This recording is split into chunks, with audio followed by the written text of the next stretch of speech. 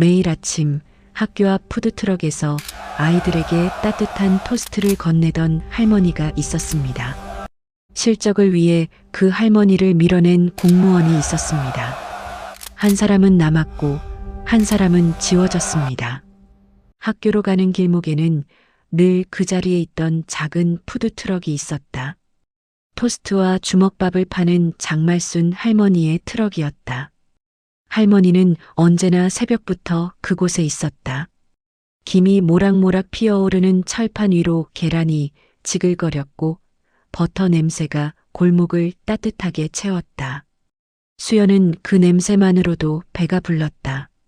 수연은 늘 가장 싼 메뉴를 골랐다. 1,500원짜리 주먹밥. 말하지 않아도 할머니는 알았다. 접시 위에 슬쩍 얹힌 한 숟갈의 밥. 김치 한 조각. 아무 말 없는 배려였다. 수연은 고맙다는 말을 하지 못했다. 목이 메었기 때문이다. 할머니는 그저 웃으며 말했다. 많이 먹어야 공부도 잘하지. 그 한마디가 수연에게는 하루를 버티게 하는 힘이었다. 어느 날 그 따뜻함이 사라졌다.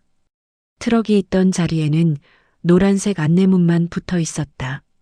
불법 노점 단속 강화. 수연은 한참을 그 자리에 서 있었다. 손에 든 1,500원이 무거웠다. 아침을 먹지 못한 배는 금방 비명을 질렀지만 그것보다 더 허전한 건 할머니의 빈자리였다. 그때 단속 차량 옆에서 지시를 내리던 남자가 보였다. 재개발 담당 팀장 강태준이었다. 그는 서류를 들고 주변을 둘러보며 말했다. 규정은 규정입니다. 목소리는 분명했고 태도는 단호했다. 옆에 서 있던 직원이 조심스럽게 물었다. 그래도 이 할머니는 오래전부터 여기서 장사하셨잖아요. 한 번만 봐주면 안 될까요? 강태준은 고개를 저었다. 정 때문에 눈 감아주면 그게 더 문제죠. 예외를 만들면 다른 곳도 통제가 안 됩니다. 강태준의 표정에는 흔들림이 없었다. 그는 단속 인력에게 손짓을 했고 트럭은 견인되기 시작했다. 수연은 발걸음을 떼지 못했다. 할머니는 어디로 가셨을까? 괜찮으실까? 이제 아침은 어떻게 해결해야 할까? 머릿속은 복잡했지만 몸은 학교로 향했다. 그날 수연은 점심시간까지 아무것도 먹지 못했다.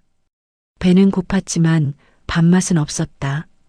며칠이 지나도 트럭은 돌아오지 않았다. 그 자리에는 공사 가림막이 세워졌다. 구 재개발 사업 추진 중. 커다란 현수막이 바람에 펄럭였다. 재개발이 나쁜 건 아니다. 하지만 그 과정에서 사라지는 사람들은 어디로 가는 걸까? 할머니처럼 오랫동안 그 자리를 지켜온 사람들은. 수연의 가족은 반지하 원룸에 살았다. 방 하나, 작은 부엌, 좁은 화장실. 그게 전부였다. 습기가 차서 벽지가 들떠 있었고 겨울에는 추워서 이불을 2장 덮어야 했다. 여름에는 더워서 잠을 이루기 힘들었다. 창문은 반쯤 땅에 묻혀 있었다. 사람들의 발만 보였다. 지나가는 사람들의 신발, 자동차 바퀴. 수연은 가끔 그 좁은 창으로 하늘을 보려 했지만 하늘은 작은 조각으로만 보였다. 매일 새벽 같은 시간 집을 나섰다. 시계를 보지 않아도 몸이 기억하는 시간이었다. 아버지가 쓰러진 뒤로 집안은 조용했고 그 조용함은 수연을 더 일찍 깨웠다. 병원비는 매달 쌓였고 엄마는 밤늦게까지 일했다. 수연은 아침마다 자신이 할 수 있는 일을 찾았다. 그것은 최대한 적게 먹고 최대한 조용히 살아가는 것이었다. 아버지는 2년 전 공사장에서 사고를 당했다. 건설 현장에서 일하던 중 낙하물에 맞아 척추를 다쳤다. 수술은 성공했지만 더 이상 육체 노동을 할 수 없는 몸이 되었다. 재활 치료를 받고 있지만 회복은 더뎠다. 아버지는 병원비 때문에 집에서 요양 중이었다. 매달 물리치료를 받아야 했고 약값도 만만치 않았다. 산재 보험으로 일부는 해결되었지만 턱없이 부족했다. 병원비는 눈덩이처럼 불어났다. 어머니는 아버지가 쓰러진 뒤로 혼자 생계를 책임졌다. 낮에는 마트 계산대에서 일했고 저녁에는 아파트 청소 일을 했다. 하루에 4~5시간밖에 자지 못했다. 얼굴에는 늘 피곤이 묻어났다. 수연은 어머니가 새벽에 나가는 모습을 자주 봤다. 어둠 속에서 조용히 옷을 갈아입고 소리내지 않으려 애쓰며 현관문을 여는 모습. 수연은 잠든 척했지만 사실 다 알고 있었다. 어머니가 얼마나 힘든지. 수연의 아침은 늘 간단했다. 집에서는 밥을 먹지 않았다. 어머니가 새벽에 나가고 아버지는 잠들어 계셨다. 수연은 물 한 컵만 마시고 집을 나섰다. 배는 고팠지만 참았다. 점심은 학교 급식으로 해결했다. 급식비는 어머니가 어렵게 마련했다. 수연은 급식을 먹을 때마다 미안했다. 그래서 항상 남기지 않고 다 먹었다. 한 숟갈도 버릴 수 없었다.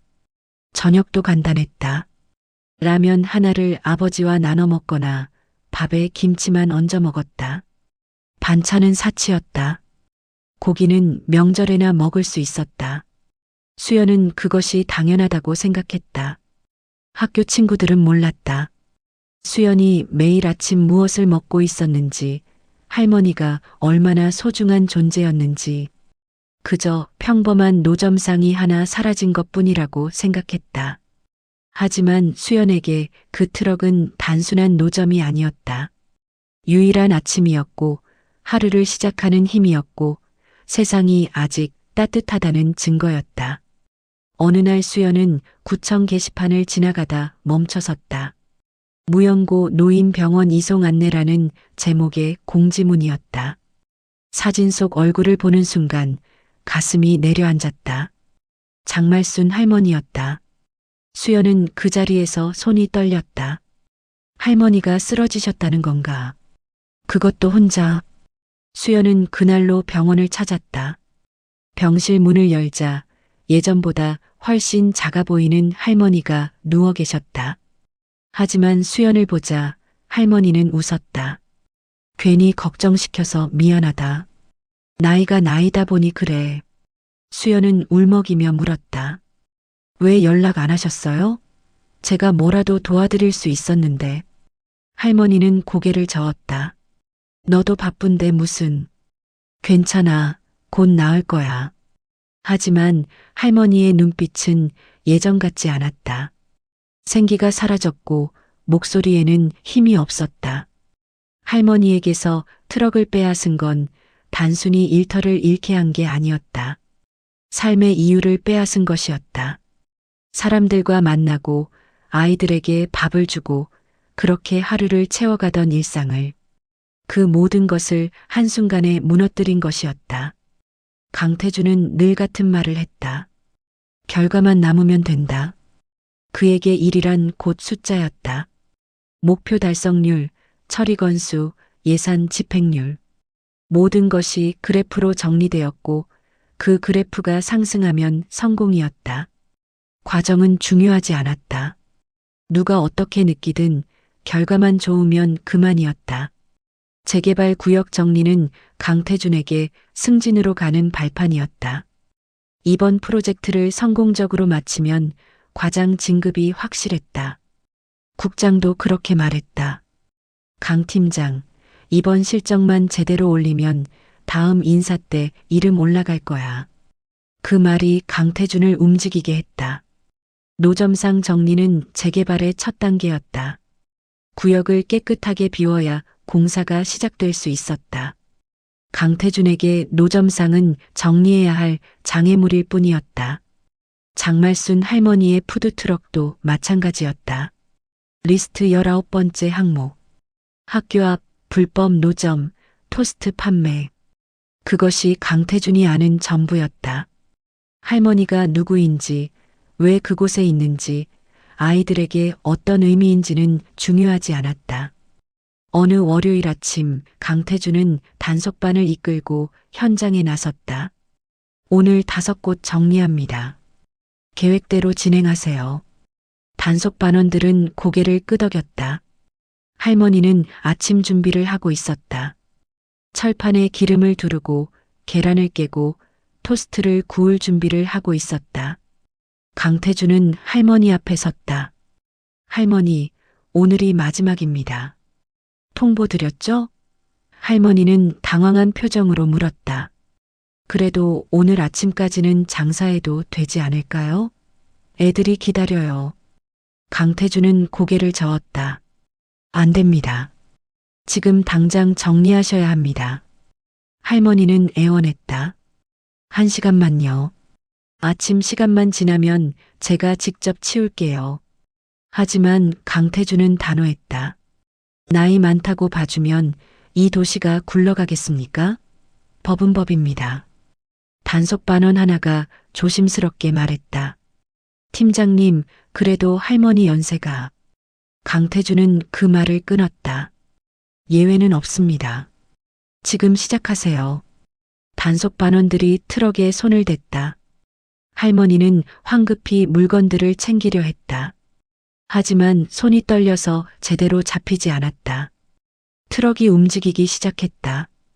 견인 장비가 트럭을 밀어냈다. 상판이 기울었고 철판 위에 기름이 쏟아졌다. 할머니는 비명을 지르며 트럭을 잡으려 했다. 잠깐만요, 제발. 하지만 아무도 멈추지 않았다. 할머니는 그 자리에서 휘청이더니 주저앉았다. 다리에 힘이 풀렸고 얼굴이 창백해졌다. 단속 반원 하나가 놀라서 소리쳤다. 할머니. 하지만 강태주는 침착했다. 119 부르세요. 그는 할머니에게 다가가지 않았다. 구급차가 도착할 때까지 강태주는 서류를 챙겼다. 단속 완료 확인서, 현장 사진, 보고서 양식. 할머니가 들것에 실려가는 동안에도 그는 펜을 들고 있었다. 조치 완료로 보고하세요.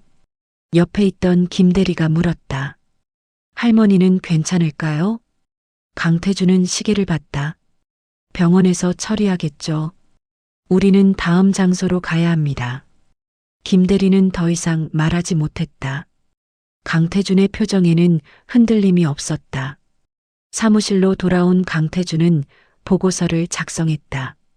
학교 앞 불법 노점 정리 완료. 총 19건 처리. 목표 대비 95% 달성. 그는 만족스럽게 고개를 끄덕였다. 딱 한 것만 더 처리하면 목표를 채울 수 있었다. 이번 달 실적은 충분히 좋았다. 국장에게 보고를 올리자 즉시 답이 왔다. 수고했어요, 강 팀장. 이번 실적이면 다음 승진 명단에 충분히 들어갈 겁니다. 강태준은 웃었다. 드디어 과장이 될 수 있었다. 몇 년을 기다렸는지 모른다. 이제 그 자리가 눈앞에 있었다. 그날 저녁 강태준은 동료들과 술자리를 가졌다. 강 팀장, 축하해요. 이번에 확실히 진급이죠? 강태준은 술잔을 들었다. 아직 확정은 아니지만 가능성은 높죠. 주변에서 박수가 터졌다. 역시 강 팀장님이에요. 일 처리가 확실하니까. 어떻게 그렇게 단호하게 일하세요? 저는 항상 사람들 눈치 보게 되던데. 한 후배가 물었다. 강태준은 웃으며 대답했다. 감정을 빼야 해요. 일은 일이에요. 사적인 감정 개입하면 제대로 못합니다. 후배들은 고개를 끄덕였다. 강태준은 자신의 방식이 옳다고 확신했다. 집으로 돌아온 강태준은 컴퓨터를 켰다. 실적 그래프를 다시 한번 확인했다. 선이 가파르게 상승하고 있었다. 목표치를 향해 거의 도달했다. 그는 화면을 보며 웃었다. 성공이었다. 완벽한 성공이었다. 침대에 누웠지만 잠은 쉽게 오지 않았다.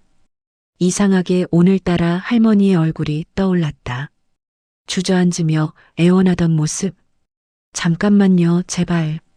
그 목소리가 귓가에 맴돌았다. 그는 스스로에게 말했다. 내가 잘못한 게 아니야. 규정대로 한 거야. 할머니가 쓰러진 건 나이 때문이야. 내 책임이 아니야. 하지만 마음 한구석이 불편했다. 뭔가 찜찜한 느낌이 가시지 않았다. 다음 날 아침 강태주는 평소처럼 출근했다. 사무실은 조용했다. 아무도 할머니 이야기를 꺼내지 않았다. 어제 있었던 일은 이미 지나간 일이었다. 모두가 각자의 업무에 집중하고 있었다. 강태준도 다시 서류를 펼쳤다. 하지만 집중이 되지 않았다. 자꾸만 할머니의 얼굴이 떠올랐다. 트럭이 밀려나던 순간, 쓰러지던 순간. 강태준은 펜을 내려놓았다. 그는 창밖을 바라봤다. 저 멀리 학교가 보였다. 할머니의 트럭이 있던 자리. 이제는 텅 빈 공간이었다. 강태준은 매일 아침 사무실에 가장 먼저 출근했다. 그의 책상 위에는 언제나 두꺼운 서류 뭉치가 쌓여 있었다. 재개발 추진 현황, 노점 정리 실적, 민원 처리 건수, 모든 것이 숫자로 정리되어 있었다. 강태준은 그 숫자들을 보며 하루를 시작했다. 숫자가 올라가면 좋은 날이었고 숫자가 정체되면 불안한 날이었다. 실적에 쫓기는 것은 어제 오늘 일이 아니었다. 재개발 일정은 촉박했고 윗선의 압박은 점점 거세졌다. 매주 월요일 아침 회의에서 국장은 같은 말을 반복했다. 이번 분기 목표 달성률이 왜 이렇게 낮습니까? 다른 구는 벌써 100%를 넘겼는데. 강태준은 그때마다 고개를 숙였다. 변명은 통하지 않았다. 결과만이 중요했다. 노점상 정리는 재개발 사업의 첫 단계였다. 구역을 깨끗하게 비워야 공사가 시작될 수 있었다. 강태준에게 노점상은 정리 대상일 뿐이었다. 엑셀 파일의 한 줄, 체크박스에 표시하면 끝나는 항목. 그는 매일 그 표를 채워나갔다. 오늘은 3건, 어제는 5건. 숫자가 쌓일수록 승진은 가까워졌다. 어느 날 오후 주변 직원 김대리가 조심스럽게 말을 꺼냈다. 팀장님, 그 학교 앞 푸드트럭 할머니 말인데요. 강태준은 서류에서 눈을 떼지 않고 대답했다. 왜요? 그 할머니가 매일 아이들 상대로 장사하던 분이라고 하더라고요. 동네에서 오래 사셨대요. 근처 학부모들이 민원을 넣을 수도 있을 것 같은데. 강태준은 펜을 내려놓고 김대리를 쳐다봤다. 그래서요? 김대리는 말을 이었다. 혹시 한 번만 더 유예 기간을 주면 어떨까 해서요. 다른 자리를 알아볼 시간이라도 주고. 강태준은 고개를 저었다. 예외를 만들면 일이 커집니다. 한 명 봐주면 다른 사람들도 똑같이 요구할 거예요.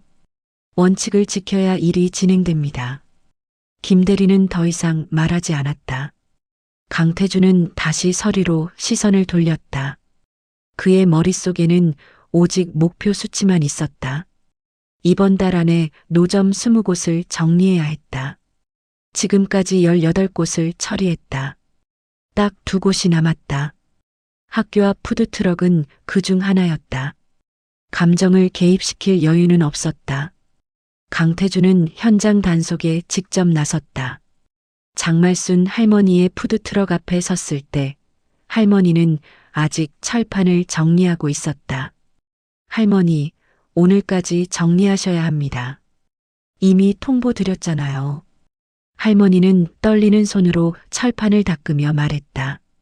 그래도 좀만 기다려주면 안 될까요? 제가 다른 자리를 알아볼 테니. 강태준은 단호하게 말했다. 안 됩니다. 규정상 오늘이 마지막입니다. 할머니는 눈시울을 붉혔다. 여기서 3년 넘게 장사했어요. 아이들도 다 알고 저도 이 자리가 좋아서. 강태준은 말을 끊었다. 개인적인 사정은 고려할 수 없습니다. 법적 절차를 따라주세요. 그때 할머니가 갑자기 휘청였다. 철판을 잡으려다 손을 대었는지 비명을 질렀다. 강태준은 당황했지만 몸이 먼저 움직이지 않았다. 옆에 있던 단속 직원이 할머니를 부축했다. 할머니, 괜찮으세요? 할머니는 고개를 저으며 주저앉았다. 괜찮아요. 그냥 어지러워서. 강태주는 잠시 망설였다. 하지만 그는 곧 무전기를 꺼냈다. 본부 현장 상황 보고합니다. 대상자가 건강 문제로 작업 지연 중입니다. 어떻게 할까요? 무전기 너머로 차갑게 답이 왔다. 예정대로 진행하세요. 응급 상황이면 119 부르고. 강태주는 고개를 끄덕였다. 알겠습니다. 할머니는 결국 쓰러졌다. 그 자리에서 구급차가 불렸고 할머니는 병원으로 실려갔다. 강태주는 그 모습을 지켜봤지만 함께 가지 않았다. 대신 그는 단속 직원에게 지시했다. 트럭 정리 완료하고 보고서 올려주세요. 직원은 망설이다가 물었다. 할머니는 괜찮을까요? 강태주는 대답했다. 병원에서 잘 보살피겠죠. 보고서를 제출한 뒤 강태주는 실적표를 업데이트했다. 노점 정리 19건. 목표까지 딱 하나 남았다. 그는 만족스럽게 웃었다. 이번 달 실적은 충분히 좋았다. 국장도 만족할 것이다. 승진 명단에 이름이 오를 가능성도 높아졌다. 며칠이 지났다. 강태주는 평소처럼 업무를 처리하고 있었다. 할머니 일은 이미 잊혀진 듯 보였다. 사무실은 조용했고 다음 단속 계획이 진행되고 있었다. 점심시간 김 대리가 조심스럽게 말을 꺼냈다. 팀장님, 구청 게시판 보셨어요? 강태주는 고개를 저었다. 무슨 일인데요? 무연고 노인병원 이송 공지가 떴어요. 그 학교 앞 할머니 같던데. 강태주는 순간 멈칫했다. 무연고요? 네, 가족 연락이 안 된다고. 지금 시립병원에 계신데요. 강태주는 침묵했다. 무연고라니. 할머니에게는 가족이 없는 건가? 그는 컴퓨터를 켜고 게시판을 확인했다. 사진 속 얼굴은 분명 장말순 할머니였다. 무연고 노인병원 이송 안내. 보호자 확인 요청. 강태주는 화면을 보며 복잡한 감정이 들었다. 가족도 없이 혼자였던 것이다. 그런 사람을 자신은 거리로 내몰았다. 수연은 병원을 찾았다. 병실 문을 열자 할머니가 창밖을 바라보고 있었다. 할머니. 수연의 목소리에 할머니는 고개를 돌렸다. 우리 수연이 또 왔구나. 수연은 침대 옆에 앉았다. 오늘 컨디션은 어때요? 그저 그래. 병원 밥은 입에 안 맞고. 할머니는 쓸쓸하게 웃었다. 수연은 가방에서 도시락을 꺼냈다. 제가 만들어 왔어요. 많이는 못 만들었지만. 할머니의 눈이 반짝였다. 이 착한 애가 공부도 바쁠 텐데. 두 사람은 함께 밥을 먹었다. 할머니는 천천히 숟가락을 들었다. 수연아, 너 덕분에 내가 버티는 것 같아. 수연은 고개를 저었다. 제가 뭘 했다고요? 아니야. 내가 찾아와 주는 것만으로도 힘이 나. 그때 병실 문이 열렸다. 장현우였다. 그는 병실을 둘러보다가 침대 옆 할머니를 발견하고는 멈춰섰다. 얼굴이 굳어졌다. 어머니. 목소리가 떨렸다. 할머니는 눈을 크게 떴다. 현우야? 정말 현우야? 현우는 침대로 달려가 무릎을 꿇었다. 어머니, 왜 연락 안 하셨어요? 구청 게시판에서 봤어요. 무연고 노인 이송이라고. 그의 목소리가 격해졌다. 제가 알았으면 진작 왔을 텐데. 왜 혼자 이러고 계세요? 할머니는 현우의 손을 잡았다. 미안해. 너 바쁜 거 아는데 패 끼치기 싫어서. 현우는 고개를 저었다. 무슨 말씀을 그렇게 하세요? 어머니가 아프신데 제가 모른 게 말이 됩니까? 그는 수연을 돌아봤다. 학생은 누구죠? 수연이 일어서며 인사했다. 저는 이수연이에요. 할머니가 학교 앞에서 토스트 파실 때 자주 사 먹었어요. 현우는 고개를 끄덕였다. 그렇군요. 어머니를 돌봐줘서 고맙다. 수연은 손을 흔들었다. 아니에요. 제가 오히려 할머니한테 많이 받았어요. 장말순 할머니의 푸드트럭은 수연에게 특별했다. 1,500원짜리 주먹밥. 수연에게는 유일한 따뜻한 아침이었다. 할머니는 늘 조금 더 얹어주셨다. 밥 한 숟갈, 김치 한 조각. 그 작은 배려가 수연의 하루를 지탱했다. 수연은 그 돈을 아껴서 모았다. 학용품 사는 돈을 줄이고 군것질을 하지 않고 일주일에 3번만 주먹밥을 샀다. 그것도 사치처럼 느껴질 때가 있었다. 하지만 포기할 수 없었다. 할머니의 따뜻함이 필요했다. 현우는 할머니를 보며 물었다. 어머니, 어떻게 다치신 거예요? 게시판에는 자세한 내용이 없던데. 할머니는 입을 열었다 닫았다. 현우는 더 다그쳤다. 말씀하세요. 제가 알아야죠. 수연이 조심스럽게 말했다. 재개발 단속 때문이에요. 구청에서 노점 정리한다고 나왔어요.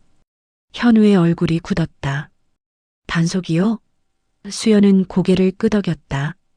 트럭을 갑자기 밀어내서 할머니가 놀라서 쓰러지셨어요. 현우는 주먹을 쥐었다. 이게 말이 됩니까? 어머니 같은 노인을 그렇게 내몰다니. 할머니는 현우의 손을 잡았다. 현우야, 그 사람들 잘못 아니야. 나도 불법으로 장사한 거니까. 하지만 현우는 받아들이지 않았다. 어머니가 용서해도 저는 아닙니다. 그는 휴대폰을 꺼냈다. 누가 담당했죠? 수연이 대답했다. 재개발 담당 팀장이라는 분이요. 강태준이라고. 현우는 그 이름을 메모했다. 단속 과정은 어땠어요? 혹시 과한 부분은 없었나요? 수연은 그날을 떠올렸다. 저는 직접 보지 못했어요. 하지만 할머니가 쓰러지신 건 사실이에요. 그리고 그날 아침 할머니는 1시간만 더 달라고 하셨대요. 아이들이 기다린다고. 하지만 그 사람은 바로 치우라고 했다고 들었어요. 현우는 분노를 감추지 못했다.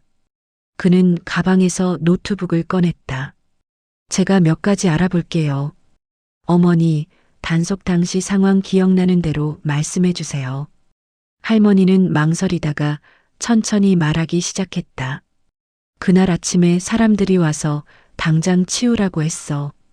나는 아침 시간만 지나면 치우겠다고 했는데 안 된다고 하더라고. 그래서 황급히 짐을 챙기는데 트럭이 움직이기 시작했어. 철판이 기울면서 기름이 쏟아졌고 나는 놀라서 잡으려다가 휘청했지. 그때 다리에 힘이 풀려서 주저앉았어. 할머니의 목소리가 떨렸다. 그 사람은 가까이 오지도 않았어. 그냥 서류만 챙기고 있더라고. 현우는 녹음 버튼을 눌렀다. 어머니, 혹시 그때 주변에 목격자 있었어요? 수연이 말했다. 학교 가던 학생들이 많이 봤을 거예요. 저도 그때 지나가다가 트럭이 없어진 걸 봤어요. 며칠 동안 현우는 자료를 모았다. 단속 현장 사진, 목격자 진술, 병원 진단서. 그는 서류를 정리하며 말했다. 단속 과정이 과했다는 증거가 충분해요. 현우는 민원서를 작성하기 시작했다. 재개발 단속 과정에서의 과잉 행정 및 인권 침해 의혹. 그는 구청장 앞으로 공식 민원을 제출했다. 그리고 마지막 줄에 이렇게 적었다. 필요시 언론 제보 및 법적 대응을 검토하겠습니다. 서류를 제출한 뒤 현우는 할머니에게 말했다. 어머니, 제가 끝까지 책임지겠습니다. 이런 일이 다시는 일어나지 않도록 하겠습니다. 할머니는 현우의 손을 잡았다. 현우야, 괜히 일 크게 만들지 마. 나는 괜찮아. 어머니는 괜찮아도 저는 아니에요. 잘못된 건 잘못됐다고 해야죠. 현우의 눈빛은 단호했다. 구청에서는 민원 접수 통보가 들어왔다. 강태준의 책상 위에 서류가 놓였다. 장현우 민원건, 재개발 단속 과정, 과잉 행정 의혹. 강태준은 서류를 보며 얼굴이 굳었다. 예상하지 못한 일이었다. 그는 즉시 국장실로 향했다. 국장님, 학교 앞 노점건으로 민원이 들어왔습니다. 국장은 서류를 훑어보며 물었다. 단속 과정에 문제 있었나요? 강태준은 고개를 저었다. 절차대로 했습니다. 그럼 해명 자료 준비하세요. 언론까지 가면 구청 이미지에 타격입니다. 국장의 목소리가 차가웠다. 강태준은 사무실로 돌아왔다. 처음으로 불안감이 밀려왔다. 수연은 매일 방과 후 병원으로 향했다. 학교가 끝나면 곧장 버스를 탔고 30분을 달려 시립병원에 도착했다. 병실 문을 열 때마다 가슴이 조여왔다. 할머니는 괜찮을까? 오늘은 좀 나아지셨을까? 하지만 병실 안의 할머니는 여전히 작고 초라해 보였다. 할머니, 오늘은 어때요? 수연이 물으면 할머니는 언제나 같은 대답을 했다. 괜찮아.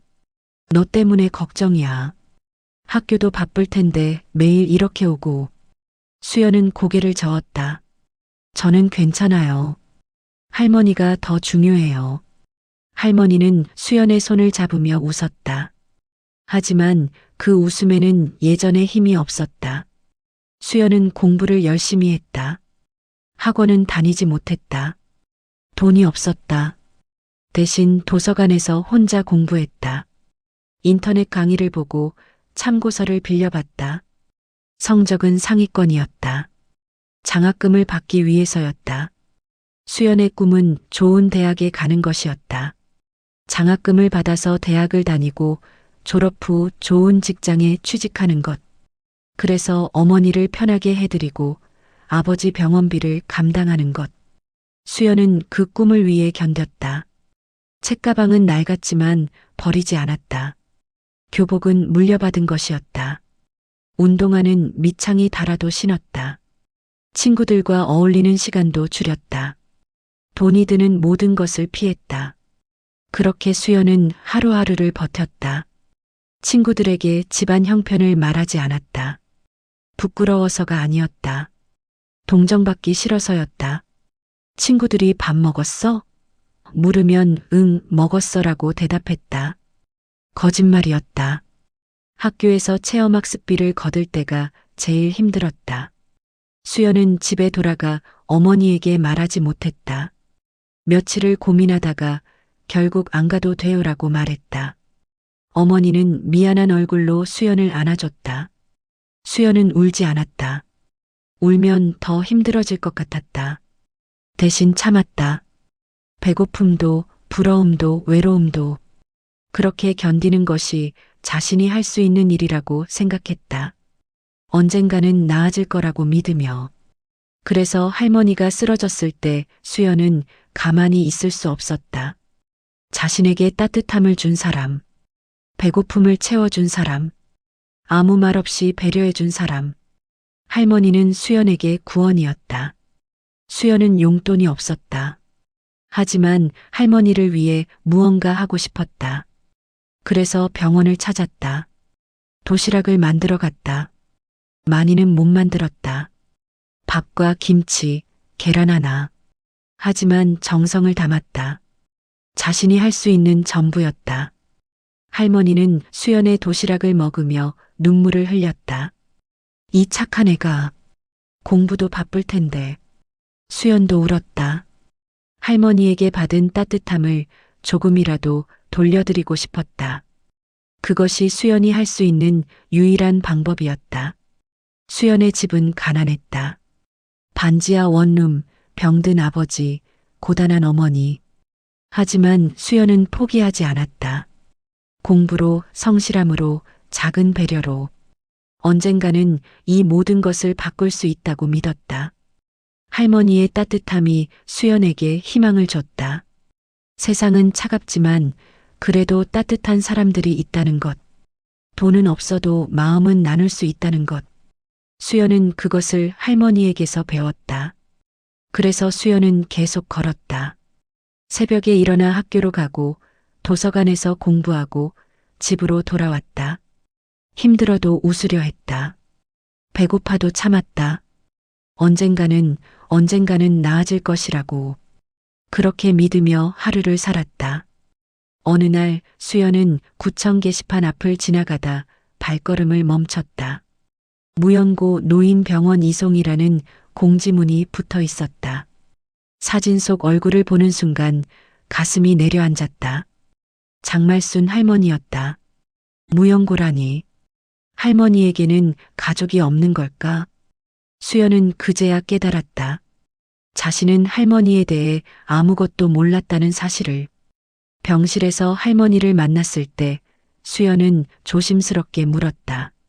할머니, 가족분은 안 계세요? 할머니는 잠시 망설이다 대답했다. 아들이 하나 있긴 한데 오래전에 연락이 끊겼어. 내가 먼저 연락하기도 그렇고. 수연은 가슴이 아팠다. 할머니는 혼자였던 것이다. 그래서 매일 아침 트럭 앞에 서서 아이들을 기다렸던 것이다. 할머니 혼자 두면 안 돼요. 제가 구청에 다시 연락해 볼게요. 수연이 말했지만 할머니는 손사래를 쳤다. 괜찮아. 나는 이제 나이도 많고 패 끼치기 싫어. 그냥 이렇게 있을게. 하지만 수연은 포기할 수 없었다. 할머니는 혼자가 아니었다. 적어도 자신이 있었다. 그날 이후 수연은 매일 병원을 찾기 시작했다. 학교 수업이 끝나면 곧장 달려왔다. 할머니와 이야기를 나누고 병실을 정리하고 간호사에게 상태를 물어봤다. 할머니는 처음에는 말렸지만 점점 수연의 방문을 기다리게 되었다. 오늘도 왔니? 공부는 하고 다니는 거야? 할머니가 물으면 수연은 웃으며 대답했다. 할머니 보는 게 공부보다 중요해요. 어느 날 오후 병실 문이 열리고 낯선 남자가 들어왔다. 30대 중반쯤 되어 보이는 남자는 병실을 둘러보다 침대 옆 할머니를 발견하고는 멈춰섰다. 어머니. 그 목소리에 할머니가 눈을 떴다. 잠시 초점 없던 눈동자가 점점 선명해졌다. 현우야? 장현우였다. 할머니의 아들이었다. 그는 침대 옆으로 다가와 무릎을 꿇었다. 현우의 표정은 굳어 있었다. 수연은 조용히 병실 밖으로 나가려 했다. 가족끼리 이야기할 시간이 필요해 보였다. 하지만 현우가 수연을 불렀다. 잠깐만요. 혹시 어머니 어떻게 다치신 건지 아세요? 수연은 멈춰섰다. 노점 단속 중에 쓰러지셨다고 들었어요. 구청에서 불법 노점 정리한다고. 수연은 그날의 일을 떠올렸다. 트럭이 사라진 날, 안내문, 단속 차량, 그리고 서류를 들고 지시하던 남자. 재개발 담당 팀장이라는 분이 직접 나오셨어요. 강태준이라고. 현우는 그 이름을 메모했다. 단속 과정에서 과한 부분은 없었나요? 수연은 고개를 숙였다. 저는 직접 보지 못했어요. 하지만 할머니가 갑자기 쓰러지신 건 사실이에요. 며칠 뒤 현우는 다시 병원을 찾았다. 이번에는 서류 뭉치를 들고 왔다. 어머니, 제가 몇 가지 알아봤어요. 단속 과정이 과했다는 증거가 있어요. 그는 서류를 펼쳤다. 단속 당일 현장 사진, 목격자 진술서, 병원 진단서. 이건 단순한 행정이 아닙니다. 어머니를 위험에 빠뜨린 거예요. 할머니는 서류를 보며 한숨을 쉬었다. 그래도 그 사람들도 일하는 거잖아. 괜히 그 사람들 힘들게 하지 마. 하지만 현우는 단호했다. 어머니가 용서해도 법은 용서하지 않습니다. 저는 민원을 제기할 겁니다. 며칠 후 강태준은 공식 민원 통보를 받았다. 장현우 명의로 제출된 문서였다. 재개발 단속 과정에서의 과잉 행정 및 인권 침해 의혹. 문서에는 언론 제보 가능성까지 언급되어 있었다. 강태준은 서류를 보며 인상을 찌푸렸다. 이건 예상하지 못한 일이었다. 그는 즉시 상급자에게 보고했다.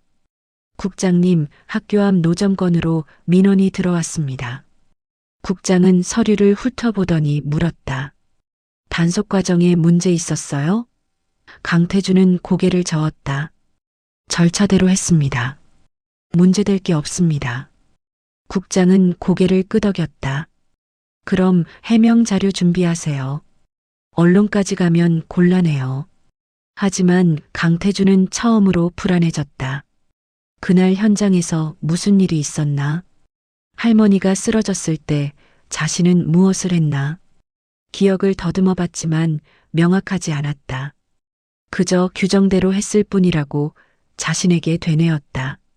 하지만 마음 한편이 무거웠다. 강태준은 민원 통보를 받은 뒤에도 태도를 바꾸지 않았다. 오히려 방어적이 되었다. 그는 자신이 잘못한 게 없다고 확신했다. 규정대로 했고 절차를 따랐다. 할머니가 쓰러진 것은 예측할 수 없는 일이었다. 자신의 책임이 아니었다. 국장은 해명 자료를 요구했다. 강 팀장, 이번 주 안에 보고서 올려주세요. 단속 과정의 적법성을 입증해야 합니다. 강태준은 고개를 끄덕였다. 알겠습니다. 문제될 게 없습니다. 그는 사무실로 돌아와 보고서를 작성하기 시작했다. 보고서 첫 줄에 그는 이렇게 썼다. 단속 과정은 관련 법규 및 내부 지침에 따라 적법하게 진행되었음. 그리고 계속해서 자신을 정당화하는 문장들을 적어나갔다. 사전 통보 3회 실시, 법정 유예기간 준수, 현장 안전조치 완료. 하지만 핵심 부분에서 그는 멈칫했다. 할머니가 쓰러진 순간 어떻게 기록해야 할까? 그는 펜을 들고 한참을 고민했다. 그리고 조심스럽게 한 문장을 적었다. 대상자 고령으로 인한 자발적 쓰러짐 발생. 자발적? 그 단어를 쓰는 순간 강태준은 잠시 망설였다. 정말 자발적이었나? 트럭이 밀려나는 걸 보고 놀라서 쓰러진 게 자발적인가? 하지만 그는 고개를 저었다. 다른 표현을 찾을 수 없었다.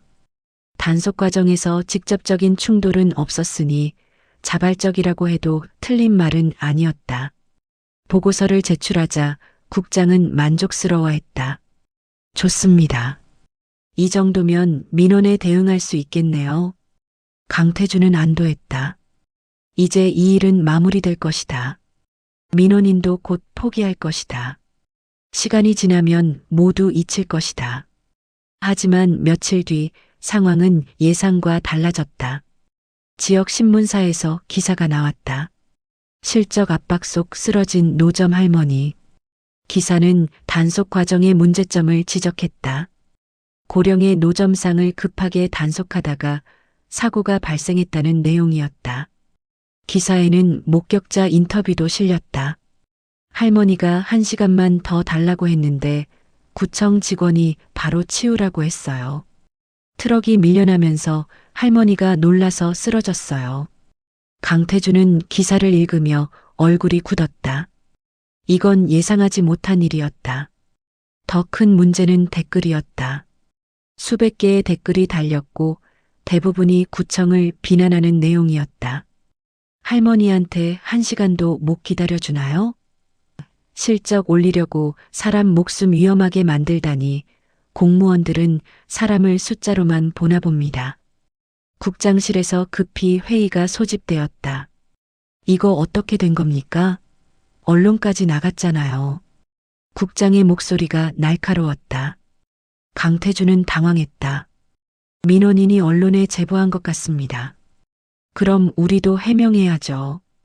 보도자료 준비하세요. 강태준은 보도자료를 작성했다. 하지만 이번에는 더 조심스러웠다. 언론이 주목하고 있었다. 한마디라도 잘못하면 더 큰 파장이 일어날 수 있었다. 그는 신중하게 문장을 다듬었다. 단속 과정에서 적법한 절차를 준수했으며 대상자의 안전을 최우선으로 고려했습니다. 하지만 보도자료가 나가자 오히려 반발이 커졌다. 안전을 최우선으로 고려했다고? 그럼 할머니는 왜 쓰러진 거죠? 이게 해명입니까? 책임 회피 아닙니까? 댓글들은 점점 더 격해졌다. 인터뷰 요청이 쏟아지기 시작했다. 지역 방송국, 신문사, 온라인 매체 모두가 강태준을 인터뷰하고 싶어 했다. 하지만 강태준은 피했다. 국장도 동의했다. 지금은 조용히 있는 게 낫습니다. 괜히 나섰다가 더 큰일 납니다. 대신 구청 홍보팀 직원이 브리핑을 했다. 담당 팀장은 현재 다른 업무로 인터뷰가 어렵습니다. 하지만 단속 과정은 적법했으며 문제가 없었음을 다시 한번 강조합니다. 하지만 그 말은 역효과를 낳았다. 한 기자가 날카롭게 물었다. 그럼 팀장님은 현장에 계셨습니까? 홍보팀 직원은 잠시 망설였다. 현장에는 단속반이 있었습니다. 팀장님은 없었다는 말씀이신가요? 팀장님은 지시를 내렸고 현장 관리는 단속반이 했습니다. 그 대답이 결정타가 되었다. 다음 날 기사 제목이 바뀌었다. 현장에 없었다는 구청 팀장, 책임 회피 논란. 강태준은 기사를 보며 황당했다. 자신은 현장에 있었다. 직접 지시를 내렸다. 하지만 홍보팀 직원이 잘못 대답한 것이었다. 강태준은 급히 국장실로 갔다. 국장님, 제가 현장에 있었습니다. 기사 내용이 잘못됐어요. 국장은 한숨을 쉬었다. 알아요.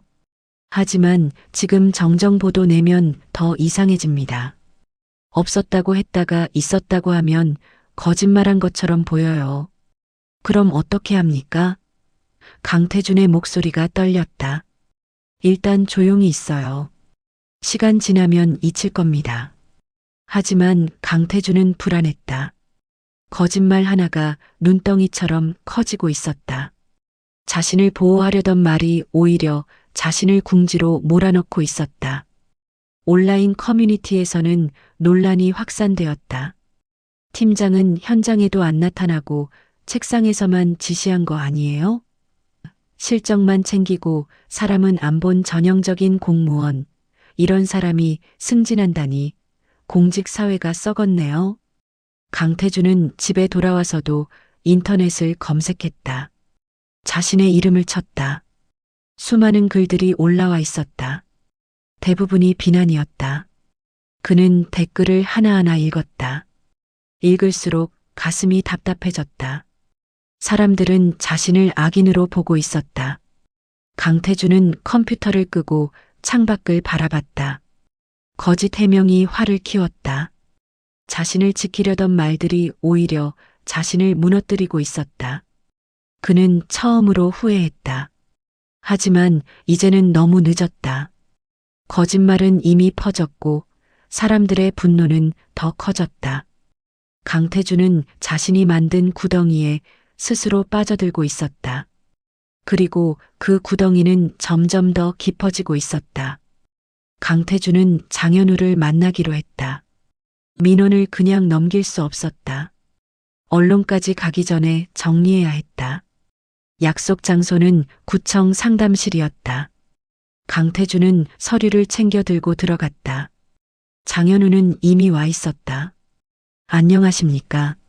재개발팀 강태준입니다. 강태준이 먼저 인사했다. 장현우는 짧게 고개를 끄덕였다. 장현우입니다. 그의 목소리는 차갑고 단호했다. 강태준은 자리에 앉으며 말을 꺼냈다. 민원 내용 확인했습니다.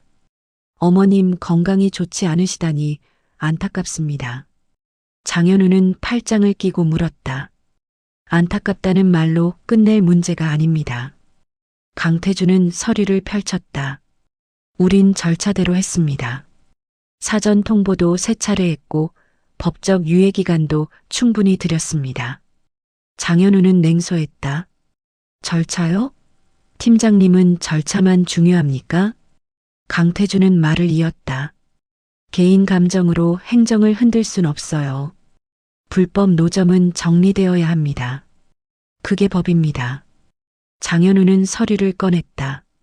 이게 법대로입니까? 그는 사진을 내밀었다. 단속 당일 현장 사진이었다. 할머니가 주저앉아 있고 트럭이 기울어져 있었다.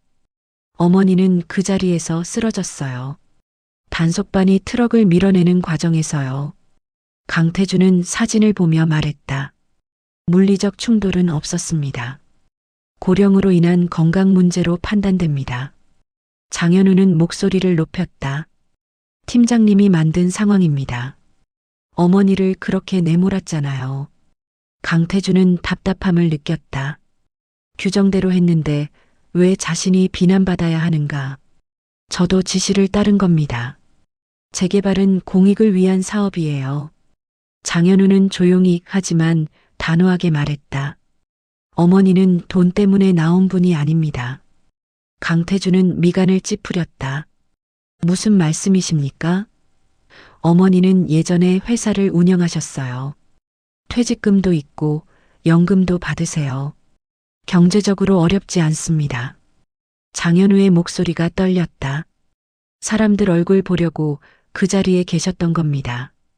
혼자 사시니까요. 그 말이 강태준의 가슴을 찔렀다. 그는 생각해 본 적이 없었다. 노점상은 모두 생계형이라고 돈이 필요해서 나온 사람들이라고만 여겼다. 외로움 때문에 사람이 그리워서 나온다는 건 상상조차 하지 못했다. 장현우는 계속했다. 아침마다 아이들이 할머니하고 부르는 게 좋으셨대요. 토스트 사가는 학생들이랑 이야기하는 게 행복하셨대요. 그게 어머니의 하루였습니다. 강태준은 입을 열었다가 닫았다. 할 말이 없었다. 팀장님은 어머니에게서 수입을 뺏은 게 아니에요. 삶의 이유를 빼앗은 겁니다. 장현우의 말이 회의실에 울렸다. 회의는 결론 없이 끝났다. 장현우는 자리에서 일어나며 말했다.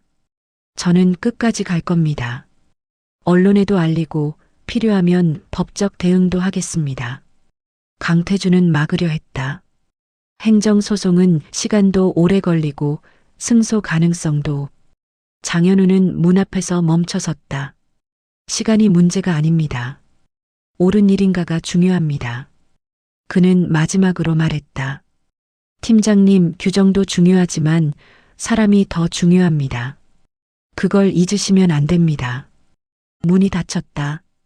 강태준은 혼자 남았다. 장현우의 말이 머릿속을 맴돌았다. 사람이 더 중요하다. 그 당연한 말이 왜 이렇게 무겁게 느껴지는가. 며칠 후 강태준은 윗선으로부터 통보를 받았다. 재개발 방향 수정, 사회적 기업과 연계된 공공 나눔 공간 조성, 시장 직속 지시였다. 국장이 설명했다. 최근 언론에서 재개발 문제를 지적하고 있어요. 방향 전환이 필요합니다. 노점상들도 일부 수용하는 방식으로 갑니다. 공공 공간을 만들어서 합법적으로 장사할 수 있게 해주는 거죠. 강태준은 물었다. 지금까지 정리한 건 어떻게 됩니까? 실적은 유지됩니다. 방식만 달라지는 겁니다. 강태준은 착잡했다. 실적은 유지된다. 자신이 한 일이 헛된 건 아니다. 하지만 동시에 생각이 들었다. 처음부터 이렇게 했다면 어땠을까? 할머니도 안 쓰러졌을 텐데. 장현우를 만날 일도 없었을 텐데. 감사실 조사가 시작되었다. 구청 내부에서도 이 사건을 더 이상 묵과할 수 없었다. 언론과 여론의 압박이 거세지면서 구청장이 직접 지시를 내렸다. 철저히 조사하세요. 문제가 있으면 엄중히 처리하겠습니다.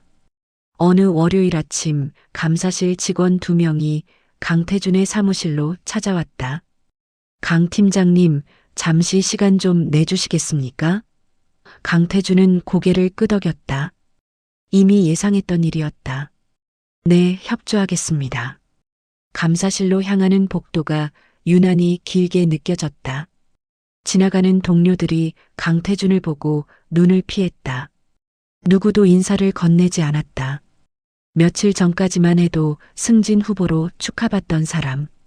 이제는 모두가 거리를 두는 사람이 되었다. 감사실에 들어서자 책상 위에 서류가 쌓여 있었다. 민원서, 신문기사, 목격자 진술서. 감사관이 말했다. 팀장님, 단속 당시 상황에 대해 몇 가지 여쭤보겠습니다. 강태준은 긴장한 목소리로 대답했다. 네, 말씀하세요. 먼저, 단속 당일 현장에 계셨습니까? 네, 현장에 있었습니다. 대상자인 장말순 씨가 유해를 요청했다는 증언이 있는데 사실입니까? 강태준은 잠시 망설였다. 그런 말씀은 하셨지만 이미 통보 기한이 지났기 때문에. 감사관이 말을 끊었다. 질문에만 답해주세요. 유해 요청이 있었습니까? 없었습니까? 있었습니다. 그 요청을 거부하셨습니까? 네, 절차상 받아들일 수 없었습니다. 감사관은 고개를 끄덕이며 메모했다. 대상자가 쓰러졌을 때 팀장님은 어떻게 대응하셨습니까? 강태준은 입술을 깨물었다. 119에 신고했습니다. 직접 가까이 가보셨습니까? 침묵이 흘렀다. 강태준은 대답하지 못했다. 감사관이 다시 물었다. 팀장님? 아니요, 가까이 가지는 않았습니다. 왜 그러셨습니까? 단속 업무를 마무리해야 했습니다. 그 말을 하는 순간 강태준은 자신의 목소리가 얼마나 냉정하게 들리는지 깨달았다. 감사관도 그것을 느낀 듯했다. 표정이 굳어졌다. 감사관은 컴퓨터 화면을 돌렸다.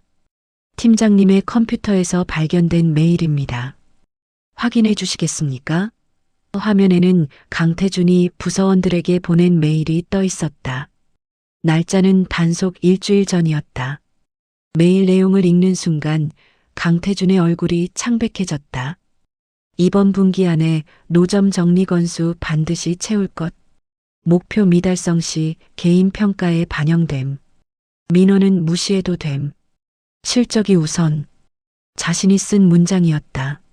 하지만 지금 읽으니 너무나 냉혹하게 느껴졌다.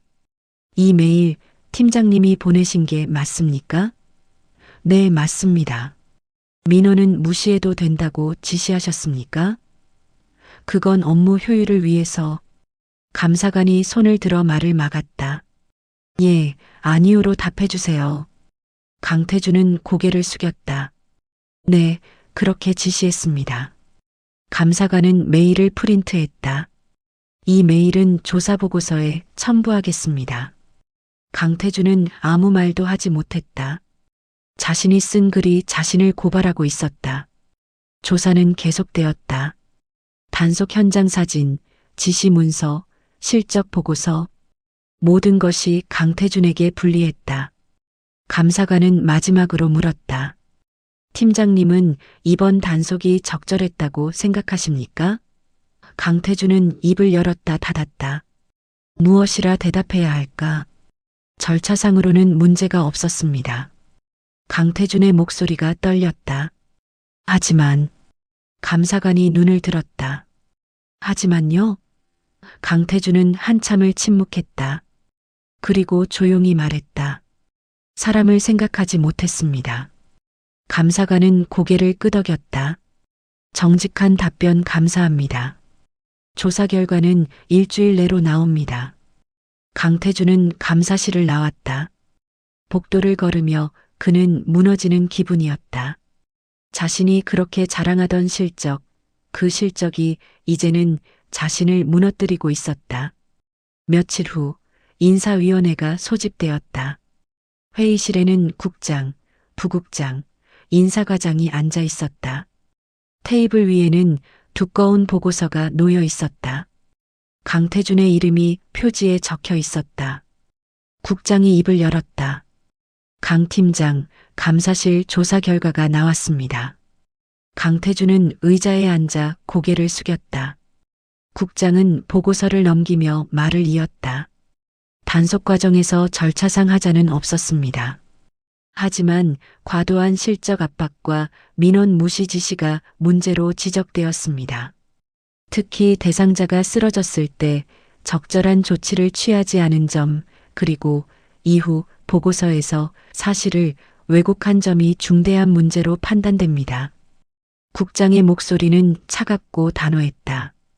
강태준은 반박할 말을 찾을 수 없었다. 부국장이 말했다. 당신이 만든 실적 때문에 우리 구청이 무너질 뻔했어요.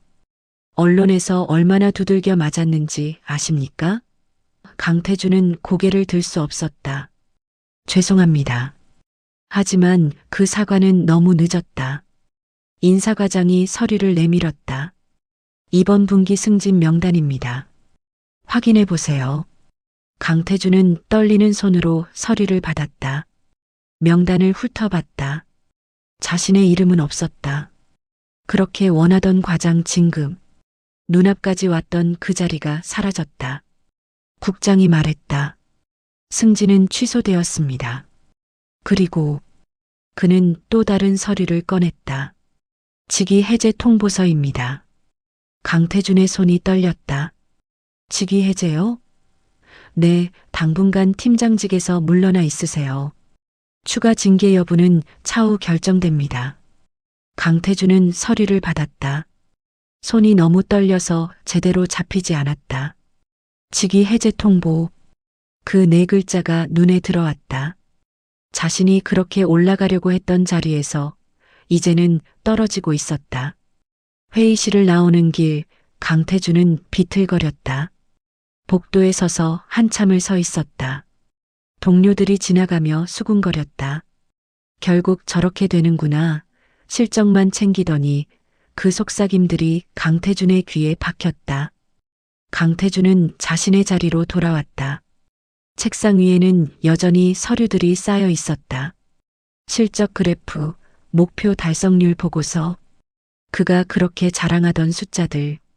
강태준은 서랍을 열어 개인 물건들을 챙기기 시작했다. 얼마 되지 않았다. 볼펜 몇 자루, 머그컵 하나, 사진 한 장. 그게 전부였다. 몇 년을 이 자리에서 일했지만 남은 건 이것뿐이었다. 사무실을 나서며 강태준은 뒤돌아봤다. 자신의 책상, 자신의 자리. 이제는 다른 사람이 앉을 자리. 그는 천천히 문을 닫았다. 가장 자랑하던 그 자리에서 그는 추락했다. 그리고 그 추락을 막을 수 있는 건 아무것도 없었다. 몇 달이 흘렀다. 학교 앞 풍경이 달라졌다.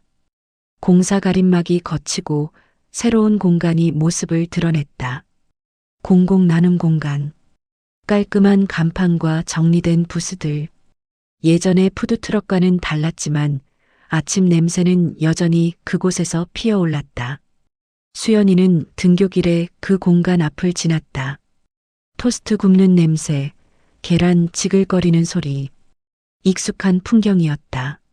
하지만 예전과 다른 점이 있었다. 이제는 합법적인 공간이었다. 불안해하지 않아도 되는 자리였다. 공간 한쪽에 휠체어가 보였다. 장말순 할머니였다. 할머니는 더 이상 직접 장사를 하지 않았다. 건강이 예전 같지 않았기 때문이다. 하지만 매일 아침 이곳에 나왔다. 그저 앉아서 아이들을 바라보는 것만으로도 행복해 보였다. 수연이 다가가자 할머니는 환하게 웃었다. 우리 수연이 왔네. 오늘도 일찍 나왔구나. 수연은 할머니 옆에 앉았다. 할머니, 오늘은 좀 어때요? 할머니는 고개를 끄덕였다. 응, 좋아. 여기 이렇게 앉아 있으니까 예전 생각도 나고 아이들 보면 기분이 좋아져. 아침마다 인사하는 애들 얼굴 보는 게 얼마나 행복한지 몰라. 할머니의 목소리는 여전히 힘이 없었지만 눈빛만은 살아있었다. 수연은 할머니의 손을 잡았다. 할머니가 여기 계셔서 저도 좋아요. 할머니는 수연을 바라보며 말했다. 그때 내가 병원에 와줬잖아. 매일 찾아와서 이야기해주고. 수연은 고개를 저었다. 당연한 거였어요. 하지만 할머니는 계속했다. 아니야. 그때 내가 사준 밥값, 내가 건넨 그 마음, 그게 내가 다시 일어날 힘이었어. 수연의 눈시울이 붉어졌다. 할머니, 내가 준 마음 덕분에 나는 여기 다시 올 수 있었어. 할머니는 수연의 손을 꼭 쥐었다. 그 손은 예전보다 더 말랐지만 따뜻했다. 수연이 물었다. 할머니, 이 공간 생긴 거 좋으시죠? 할머니는 고개를 끄덕였다. 그럼, 예전에는 매일 단속 걱정했는데 이제는 안심하고 있을 수 있잖아. 좋지. 현우가 덧붙였다. 시에서 제대로 만들어줘서 다행이에요. 여러 사람들이 함께 쓸 수 있게. 그래도 아쉬운 건 있어. 할머니가 말했다. 뭐가요? 수연이 물었다. 예전처럼 직접 토스트를 만들어줄 수 없다는 거. 애들한테 밥 한 끼 해주는 게 그렇게 좋았는데. 할머니의 목소리에 그리움이 묻어났다. 멀리서 한 남자가 그 모습을 지켜보고 있었다. 강태준이었다. 그는 공사 완료 보고를 위해 이곳을 찾았다. 공간은 계획대로 완성되었고 실적도 달성되었다. 하지만 그의 표정은 밝지 않았다. 강태준은 휠체어에 앉은 할머니를 봤다. 저 사람이 장말순 할머니구나. 자신이 밀어냈던 사람. 숫자로만 봤던 사람. 이제야 그는 그 사람의 얼굴을 제대로 보고 있었다. 할머니 옆에 앉아있는 학생도 보였다. 수연이었다. 두 사람은 손을 잡고 이야기를 나누고 있었다. 웃기도 하고 때로는 눈물을 닦기도 했다. 그 모습이 강태준에게는 낯설게 느껴졌다. 강태준은 발걸음을 옮기지 못했다. 가까이 가야 하나? 인사를 해야 하나? 하지만 용기가 나지 않았다. 자신이 무슨 얼굴로 저 사람을 마주할 수 있을까? 그때 장현우가 나타났다. 그는 할머니에게 따뜻한 차를 건네며 말했다. 어머니, 추우시면 안으로 들어가셔야죠. 할머니는 고개를 저었다. 괜찮아. 여기가 좋아. 애들 보는 게 좋단 말이야. 현우는 웃으며 담요를 덮어드렸다. 현우가 고개를 들어 강태준을 봤다. 두 사람의 눈이 마주쳤다. 현우는 잠시 멈칫했지만 곧 고개를 끄덕였다. 적대적이지 않은, 그렇다고 환영하는 것도 아닌, 그저 인정하는 표정이었다. 강태준은 천천히 다가갔다. 할머니와 수연, 그리고 현우가 그를 바라봤다. 강태준은 허리를 굽혀 인사했다. 안녕하십니까? 구청 재개발팀 강태준입니다. 할머니는 고개를 갸웃했다. 아, 그때 그분. 강태준은 더 깊이 고개를 숙였다. 죄송합니다. 제가 할머니를 힘들게 해드렸습니다. 할머니는 손을 흔들었다. 됐어요.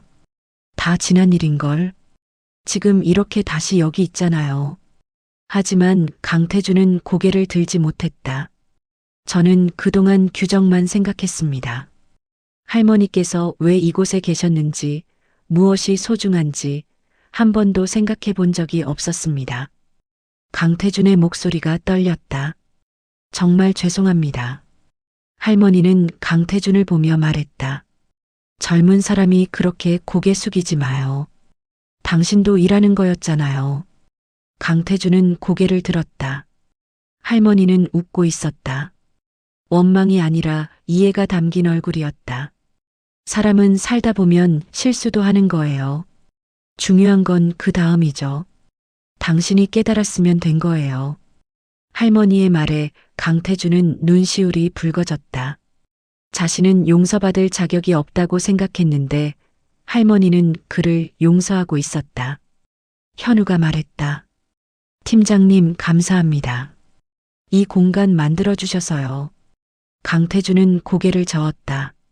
제가 한 게 아닙니다. 윗선의 결정이었습니다.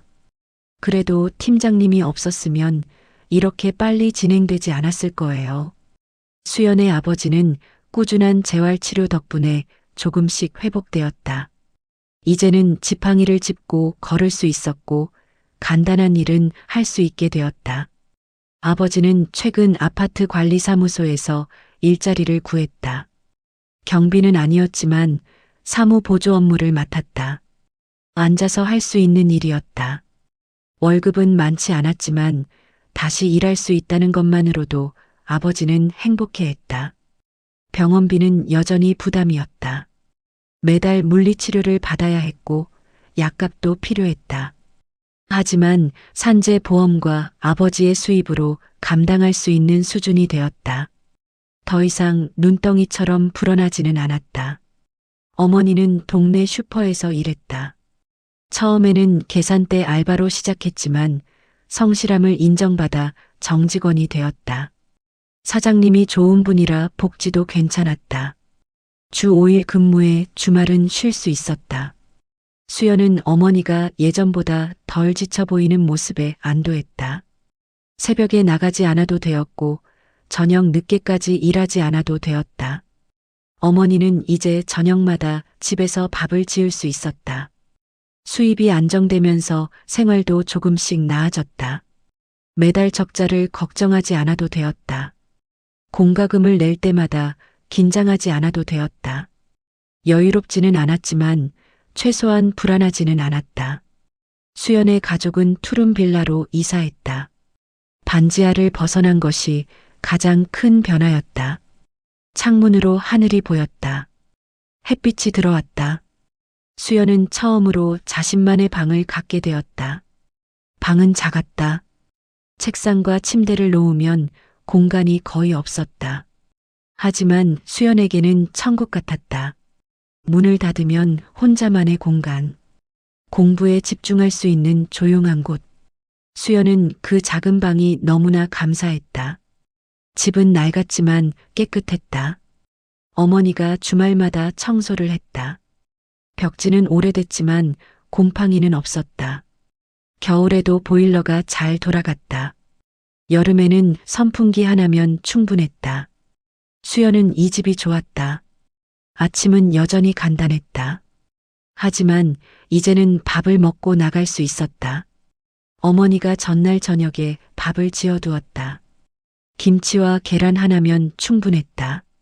배를 채우고 학교에 갈 수 있었다. 그럼에도 수연은 가끔 할머니의 푸드트럭에 들렀다. 1,500원짜리 주먹밥. 이제는 돈이 없어서가 아니었다. 할머니를 보고 싶어서였다. 할머니와 나누는 짧은 대화가 좋았다. 할머니의 웃음이 좋았다. 점심은 학교 급식으로 해결했다. 급식비는 이제 부담이 아니었다.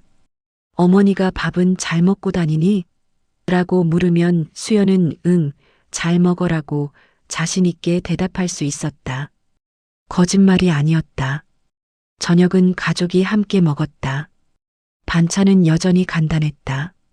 김치찌개, 된장찌개, 계란말이. 하지만 가끔은 고기도 올라왔다. 아버지가 오늘은 특식이다라고 말하면 수연은 행복했다. 가족이 함께 밥을 먹는다는 것이. 학원은 여전히 다니지 못했다. 하지만 이제는 인터넷 강의를 구독할 수 있었다. 어머니가 공부하는 데 필요한 거면 사줄 수 있어라고 말했다. 수연은 감사했다. 도서관에서 공부하는 습관은 여전했다. 혼자 공부하는 것이 익숙했고 또 좋아졌다. 집중할 수 있었다. 성적은 상위권을 유지했다. 장학금을 받을 수 있는 수준이었다. 수연의 꿈은 변함없었다. 좋은 대학에 가고 좋은 직장에 취직하는 것. 하지만 이제는 조금 다른 의미가 생겼다. 단순히 가족을 돕는 것을 넘어서 할머니처럼 누군가에게 따뜻함을 주는 사람이 되고 싶었다. 책가방은 새 것으로 바꿨다. 어머니가 생일 선물로 사줬다. 교복도 새로 맞췄다. 운동화도 깨끗한 것을 신었다. 수연은 이제 친구들과 어울리는 시간도 가질 수 있었다. 완전히 여유롭지는 않았지만 숨은 쉴 수 있었다. 수연은 친구들에게 여전히 집안 형편을 자세히 말하지 않았다. 하지만 이제는 숨기지도 않았다. 우리 집은 그냥 평범해.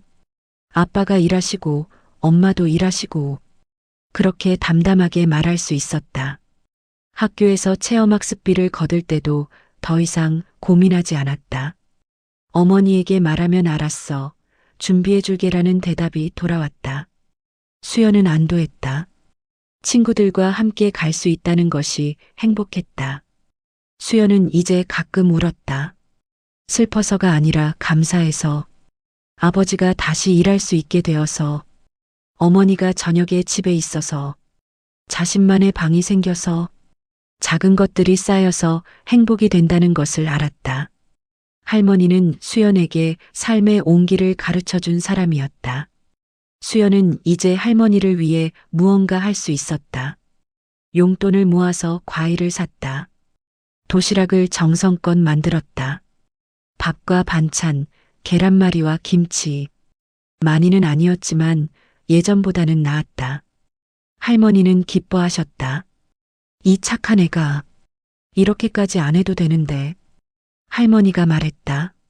수연은 고개를 저었다. 할머니가 저한테 그랬잖아요. 이제 제가 할머니한테 드릴 차례예요. 할머니는 눈물을 닦았다. 수연도 울었다. 수연의 집은 여전히 넉넉하지 않았다. 푸른 빌라, 회복 중인 아버지, 일하는 어머니. 하지만 수연은 행복했다. 예전보다 나아졌다는 것을, 그리고 앞으로도 나아질 것이라는 것을. 할머니의 따뜻함이 수연에게 희망을 줬다. 어려울 때 받은 그 마음. 수연은 그것을 잊지 않았다.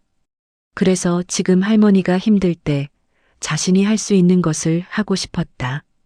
돈은 많지 않아도 마음은 나눌 수 있다는 것을. 수연은 계속 걸었다. 새벽에 일어나 학교로 가고 공부하고 집으로 돌아왔다. 하지만 이제는 웃을 수 있었다. 가족과 함께 저녁을 먹을 수 있었다. 내일이 기대되었다. 그렇게 믿으며 하루를 살았다. 한편 구청 게시판에는 변화가 있었다. 직원 명단이 업데이트되었다. 재개발팀 팀장 자리에 새로운 이름이 올라왔다. 강태준의 이름은 사라졌다. 누구도 그 이름을 찾지 않았다. 이미 잊힌 이름이었다. 강태준은 이제 구청 한쪽 구석 자리에서 일하고 있었다. 팀장이 아니라 평직원으로. 승진은 취소되었고 직위도 해제되었다. 그가 그렇게 원하던 과장 자리는 다른 사람에게 돌아갔다. 동료들은 그를 피했고 회식 자리에도 부르지 않았다. 할머니는 여전히 그곳에 있었다. 쓰러졌지만 다시 일어났다. 트럭은 사라졌지만 자리는 남았다. 사람은 사라지지 않았다.